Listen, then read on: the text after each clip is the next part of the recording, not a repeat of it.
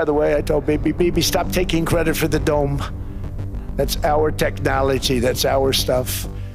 All we want from Denmark for national and international security and to keep our very energetic and dangerous potential enemies at bay is this land on which we're going to build the greatest golden dome ever built. We're building a golden dome that's going to, just by its very nature, going to be defending Canada. Canada gets a lot of freebies from us, by the way. They should be grateful also, but they're not. I watched your Prime Minister yesterday. He wasn't so grateful. But they should be grateful to us. Canada lives because of the United States. Remember that, Mark, the next time you make your statements. What we did for Israel was amazing, but that's nothing compared to what we have planned for the United States, Canada, and the rest of the world. We are going to build a dome like no other. We did it for Israel. And by the way, I told Bibi, stop taking credit for the dome. That's our technology. That's our stuff. But they had a lot of courage, and they were good fighters, and they did a good job, and we wiped out the Iran nuclear threat like nobody can believe. Nobody's ever seen anything like it. That, Venezuela, taking down Soleimani, wiping out al-Baghdadi when he tried to reinstitute ISIS. We did a lot. I did a lot of big things, all perfectly executed. Everyone was perfectly executed. Somebody told me that, a military expert told me, sir, everything you've done has been perfectly executed. I said, I know.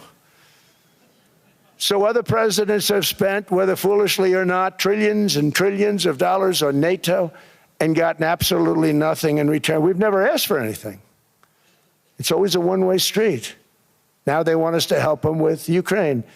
And we say, we're going to. I'm really helping, not even them. I want to see, last week, if you saw, it was 10,000 soldiers, but last month it was 31,000 soldiers died. 31,000. That's this room times, the number of people in this room times 30. Think of it. 30,000 soldiers died in 1 month. The month before it was 27,000. The month before that it was 28,000. The month before that it was 25,000. It's a bloodbath over there. And that's what I want to stop. It doesn't help the United States, but these are souls. These are young people. Look like you, look like some of you right in the front row. They go to war. Their parents are so proud. Oh, there he goes, comes back. 2 weeks later, they get a call, your son's head's been blown off. I want to stop it. It's a horrible war. It's the worst since World War II.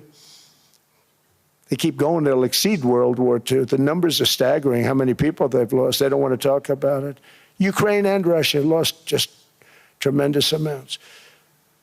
And I'm dealing with President Putin, and he wants to make a deal, I believe. I'm dealing with President Zelensky, and I think he wants to make a deal. I'm meeting him today. He might be in the audience right now.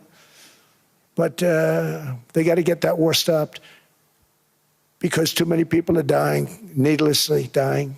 Too many souls are being lost. It's the only reason I'm interested in doing it. But in doing it, I'm helping Europe, I'm helping NATO, and I've until the last few days when I told them about Iceland, they loved me.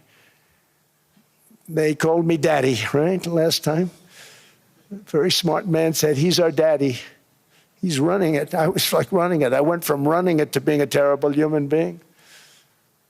But now what I'm asking for is a piece of ice, cold and poorly located, that can play a vital role in world peace and world protection. It's a very small ask compared to what we have given them for many, many decades. But the problem with NATO is that we'll be there for them 100%. But I'm not sure that they'd be there for us. If we gave them the call, gentlemen, we are being attacked. We're under attack by such and such a nation. I know them all very well. I'm not sure that they'd be there. I know we'd be there for them. I don't know that they'd be there for us. So with all of the money we expend, with all of the blood, sweat, and tears, I don't know that they'd be there for us. They're not there for us on Iceland, that I can tell you. I mean, our stock market took the first dip yesterday because of Iceland. So Iceland's already cost us a lot of money. But that dip is peanuts compared to what it's gone up. And we have an unbelievable future in that stock. That stock market is going to be doubled. We're going to hit 50,000, and that stock market's going to double in a relatively short period of time because of everything that's happening. But this is a good example. After giving NATO and European nations trillions and trillions of dollars in defense, they buy our weapons. We make the greatest weapons in the world, but now we're going to make them faster, much faster. You saw that. I put a cap on the salaries. Then I put no buybacks, no stock buybacks, no various other things that they were doing. I mean, they were making $50 million, but it would take them 3 years to give you a Patriot missile. I said, that's not good. My chauffeur can do a better job than that, and he makes slightly less than 50.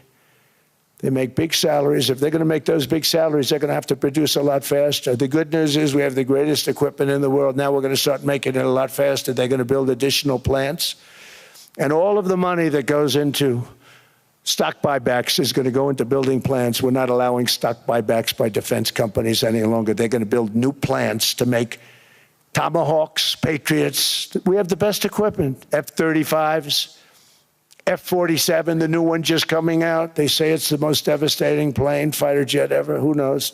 They called it 47. If I don't like it, I'm going to take the 47 off it. I wonder why they called it 47. We'll have to think about that. But if I don't like it, I'm going to take that 47 off. But it's supposed to be the stage 6. It's supposed to be the first stage 6 plane, undetectable, like our B-2 bombers were undetectable. They flew right over Iran. They were undetectable. And they did their job, and they got the hell out of there. So we want a piece of ice for world protection, and they won't give it. We've never asked for anything else, and we could have kept that piece of land, and we didn't. So they have a choice. You can say yes, and we will be very appreciative, or you can say no, and we will remember.